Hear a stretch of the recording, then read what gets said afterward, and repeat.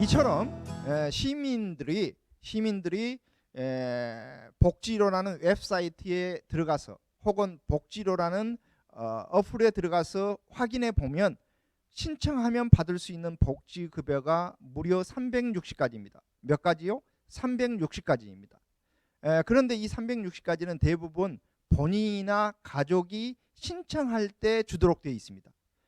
그런데 문제는 많은 시민들이 가구소득 인정액이 기준 중위소득의 몇 % 이하일 때 복지급여를 받을 수 있습니다 라는 말을 정확히 이해하지 못합니다. 자, 여러분들이 아주 쉬운 용어인 것처럼 보이지만 내 가구의 소득 인정액을 단 한 번이라도 계산해 본 적이 있으십니까? 소득 인정액은 소득 평가액 더하기 재산의 소득 환산액을 말합니다. 그러면 소득 평가액은 뭐냐? 근로소득, 사업소득, 재산소득, 이런 금융소득 이런 것들을 다 이전소득, 다시 얘기합니다. 근로소득, 사업소득, 재산소득, 이전소득 이런 소득을 다 합쳐서 우리가 소득평가액을 산출하는데 특히 근로소득은 기초생활수급자의 생계급여 수급자를 선정할 때에는 일단 30%를 공제해주고 결정을 합니다. 또한 기초연금에서 소득을 평가할 때에는 월 근로소득에서 98만 원을 공제하고 나머지 금액의 30%를 추가로 공제한 다음에 금액을 소득 평가를 합니다. 그러니까 어떤 노인이 월 198만 원을 번다면 그 사람의 소득은 198만 원이지만 기초생활수급자를 계산할 때에는 198만 원을 대충 한 200만 원으로 계산할 때 70%인 한 140만 원 남짓이 소득평가액이 됩니다만 만약에 이 사람이 기초연금을 신청할 때에는 98만 원을 공제하면 100만 원밖에 안 되고 그것의 70%만 계산하면 70만 원밖에 안 됩니다. 따라서 그 사람의 소득평가액은 70만 원에 불과한 것입니다. 그런데 많은 사람들이 근로소득, 소득평가액, 소득인정액이 거의 같은 말일 것이라고 생각을 하고 있습니다. 그런데 이런 것을 정확히 계산할 줄 아는 사람은 거의 없습니다. 따라서 혹시 여러분들이 이분 정도 되면 생계급여를 좀 받을 만하다라고 싶으면 일단 복지로라는 웹사이트에 들어가서 신청하거나 혹은 핸드폰으로 복지로라는 웹에 들어가서 신청하거나 가장 간단한 것은 읍면동 행정복지센터에 가서 생계급여를 주시기 바랍니다 라고 신청을 해야 됩니다. 그러면 만약에 어떤 사람이 생계급여 수급자가 된다면 생계급여는 당연히 받고 의료급여, 주거급여, 교육급여도 받을 수가 있습니다. 그러면 생계급여는 뭐냐? 가구원 수에 따라서 매달 생계비를 지원해 줍니다만 뭐 1인 가구다 그러면 50만 원을 조금 넘게 매달 통장에 넣어주는 겁니다. 물론 그 사람의 소득인정액이 한 20만 원쯤 된다. 그러면 받을 수 있는 총액에서 20만 원을 빼고 나머지 금액을 주겠죠. 하지만 생계급여 수급자가 되는 것은 정말 중요한 것이 생계급여뿐만 아니라 의료급여, 주거급여, 교육급여까지 다 받을 수 있다는 것입니다. 또한 가구소득인정액이 기준 중위소득의 40% 이하이고 복지로나 행정복지센터에 신청하면 의료급여 수급자가 될 수가 있습니다. 의료급여 수급자는 생계급여는 받을 수 없지만 의료급여와 주거급여, 교육급여를 받을 수 있습니다. 또한 의료급여 수급자는 1종과 2종으로 구분하는데 대개 18세 미만의 아동이거나 65세 이상 노인이거나 혹은 젊은 사람이라 하더라도 장애가 있다든지 해서 노동력이 없다라고 판정이 되면 1종 의료급여 수급자로 결정하고 가구원 중에 18세 이상 65세 미만의 일하는 사람이 있으면 대개 2종 수급자로 결정해 줍니다. 그러면 1종 수급자는 이렇게 통원을 할 때에는 본인 부담금이 한 1,000원이나 2,000원 정도 아주 약소하게 내고 그리고 2종의 경우에는 일반 환자에 비해서 한 15% 정도만 내면 되는 겁니다. 그런데 일반 환자의 경우에는 본인이 평소에 건강보험료를 내고 그런 보험급여를 받는 것에 비하면 의료급여 수급자는 평소에 전혀 돈을 내지 않고 지원을 받는 것이기 때문에 굉장히 큰 혜택을 받는 겁니다. 또한 입원의 경우에는 1종의 경우에는 사실상 무상이고 2종의 경우에는 한 10% 정도의 본인 부담이 있습니다.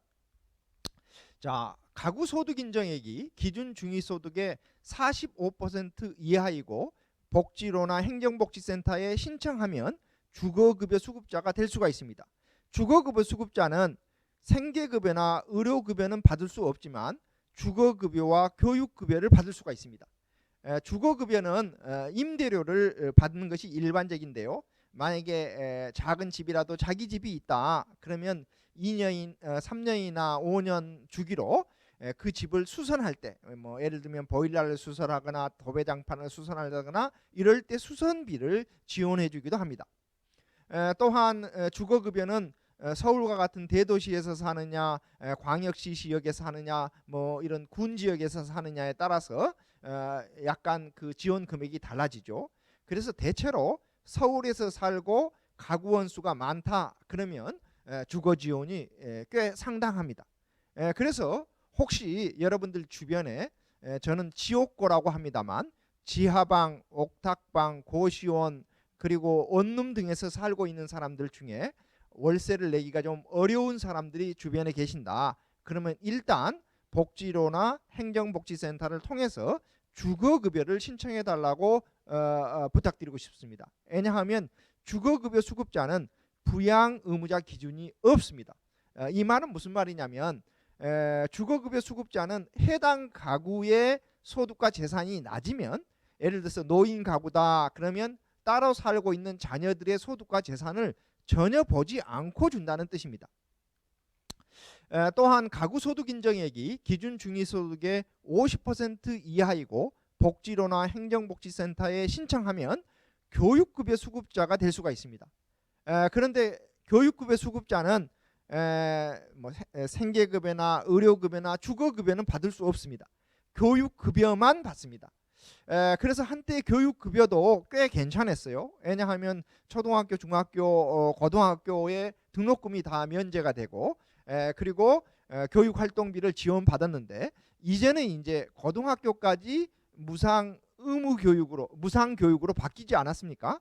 물론 의무 교육까지는 아닙니다만 그런데 만약에 이런 교육급여 수급자가 뭐 자립형 사립학교를 다니다든지 뭐 특수 목적 고등학교를 다닌다든지 하더라도 교육비를 다 지원받을 수가 있고 또한 학원을 가거나 학습지를 사거나 하는 이런 교육 활동을 하도록 이렇게 교육 활동 지원비라는 것을 지원해 주고 있습니다. 또한 교육급여 수급자는 장점이 대학에 들어갈 때 특례 입학 대상자입니다. 저는 이걸 매우 강조하고 싶습니다. 왜냐하면 요즘 대학 들어가기가 굉장히 어렵죠. 뭐 서울대학은 물론이고 서울에 있는 대학교, 우리가 흔히 인서울대학교 이렇게 얘기하는데 서울에 있는 대학교 들어가기가 굉장히 어려운데요. 기초생활수급자는 특례 입학 대상자입니다. 그 말은 무슨 말이냐면 일반 학생들이 뭐 10대 1, 15대 1로 경쟁할 때라도 특례 입학 대상자는 특례 입학 대상자끼리만 경쟁을 합니다. 예를 들면 기초생활수급자, 중증 장애인, 뭐 혹은 뭐 북한 이탈 주민 이런 사람들이 예를 들면 특례 입학 대상자다. 그러면 뭐 3대 1, 4대 1 하기가 쉽지 않습니다. 그런데 요즘은 한 사람이 원서를 뭐 5장, 6장 쓰는 경우가 많기 때문에 특례 입학 대상자가 경쟁률이 3대 1이다. 그러면 대부분 합격자라는 뜻입니다.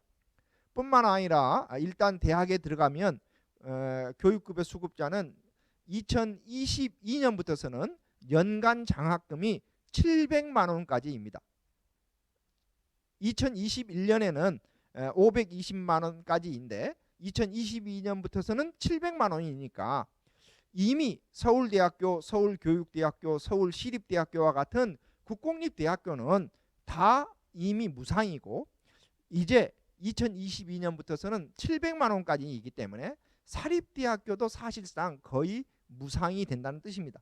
그래서 저는 주변의 교육급여 수급자의 경우에는 해당 자녀뿐만 아니라 그 부모도 교육급여 수급자이기 때문에 특례 입학과 대학생 국가장학금 제도를 잘 활용하면 고등교육을 받을 수 있고 고등교육을 받아서 전문직에 진출할 수 있다라고 저는 생각합니다. 사실은 직업을 바꿔야 그 사람이 좀 더 나은 소득을 창출할 수 있고 재산을 형성할 수 있습니다. 따라서 저는 주변에 있는 사람들이 이런 복지 제도를 잘 활용해서 아이들이 어렸을 때 부모도 좀 고등교육을 받아서 보다 전문직으로 진출하면 자립의 계기를 찾을 수 있지 않을까 하는 생각을 하고 있습니다. 또한 기초생활보장 수급자는 해산비나 장제비 등을 받을 수 있고 또 우리 뭐 핸드폰을 사용한다 그러면 통신비 감면 등 다양한 혜택이 있습니다. 이것도 본인이 신청할 때만 주도록 되어 있습니다. 뿐만 아니라 아동학대, 노인학대, 또 가정폭력 피해자, 범죄 피해자 등은 112나 119로 전화해서 특별한 서비스를 받을 수가 있습니다.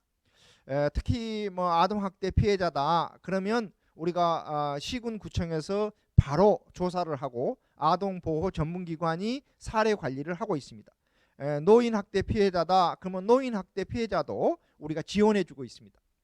가정폭력 피해자는 주로 아내들이 남편에게 피해를 받는 경우가 많습니다만 많은 분들이 이런 상황이 생기면 응급으로 전화하고 바로 그때 당시 긴급한 보호를 받는 데 그치는 경우가 많습니다.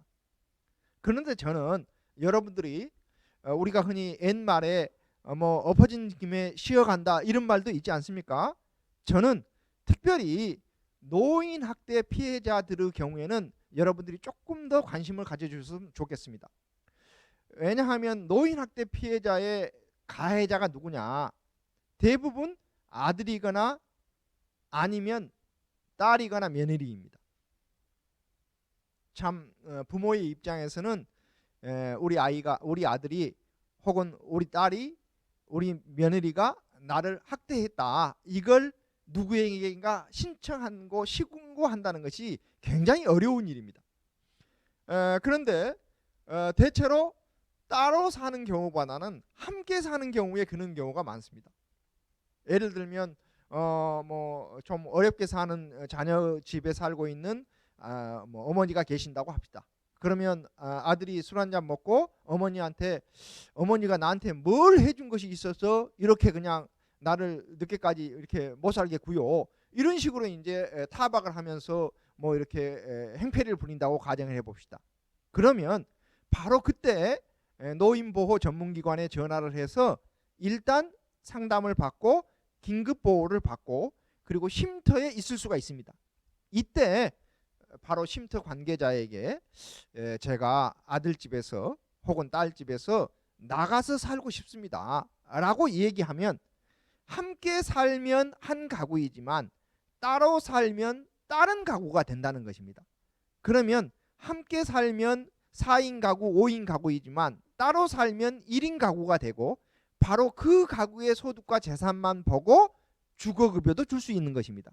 그러면 이때 우리가 공공임대주택 같은 것에 쉽게 입주할 수 있고 특히 노인학대 피해자나 가정폭력 피해자의 경우에는 임대보증금도 받지 않는 제도가 있습니다. 심지어는 이사비용도 지원해주는 제도가 있습니다. 그렇게 해서 좀 더 주거를 안정적으로 확보하고 또한 이분들이 이를 통해서 약간의 소득과 재산을 축적할 수 있다라면 이제 뭐 다른 매입임대나 국민임대나 다른 임대주택으로 갈아탈 수도 있지 않겠습니까? 그렇게 해서 주거가 안정되면 이제 훨씬 더 삶을 이렇게 행복하게 누릴 수가 있는 경우가 많습니다.